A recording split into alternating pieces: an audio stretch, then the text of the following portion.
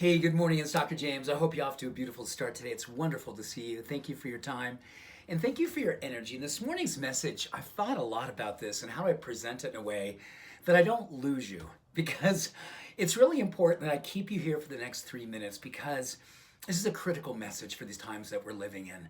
You know, so many people in life will talk about how it is that they become more and more an activist as they learn more and more about the truth of who they are. And not being good, but being true. Because being good often means that we get into conformity. We get into groupthink. We just become joiners. Joiners with what it is that mostly is happening around us, which these days, oh my gosh, you look around and there's a lot of complaining going on. There's a lot of finger pointing going on. There's a lot of hate. There's a lot of darkness. There's a lot of divisiveness.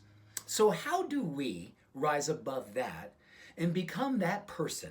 Become that movement maker, become that leader that literally becomes a beacon of hope and then a catalyst for others to want to follow your example. Today I'm calling it you as an enlightened activist. And I want to caution you right out of the gate. This isn't about left or right, conservative or liberal. This is about love. It's about love.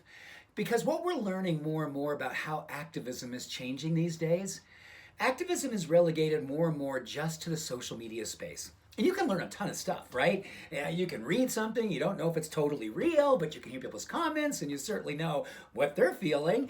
And sometimes we go, oh my gosh, I didn't know they felt that way. Do I unfriend them? Oh my gosh, all these things that I never had to deal with when I was a kid. My kids are dealing with it, and you and I are dealing with it. Well, here's what I want to tell you. Regardless of where you are on the left or the right in the spectrum of politics, I'm going to invite us into a space of grace today. And I want you to consider, if you were to be an activist for the most important thing that brings you alive, what would that be? There's a pretty good chance that you would answer somewhere in the relationship to love. You want to be an activist for love. So here's what we do know about activism and what we know about social media and activism. Studies and more point to the fact that we don't necessarily get activated by what we see or hear on social media. It may stir us up. It may make us want to comment, good or bad. It may fire us up in that way. We may share things. But we don't necessarily go out in the world and do something. And that's not working.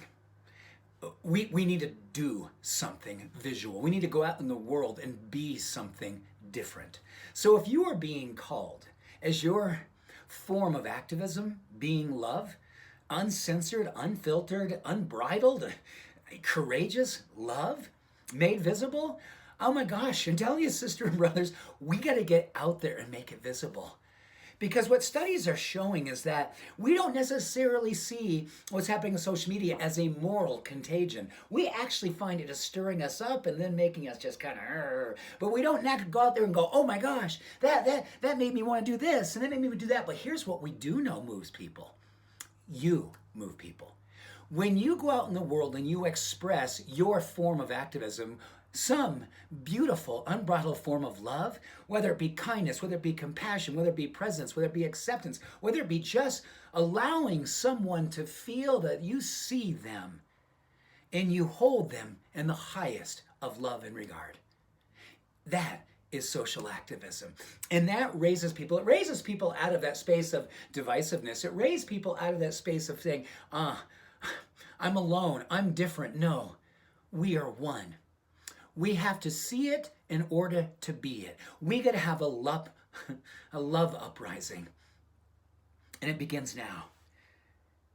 You dimming your light by going onto social media and just adding comments, that is not turning up the light. That's just fanning the light.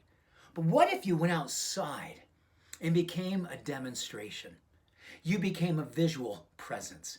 You became an activated activist with your demonstration of love, your preferred source of energy.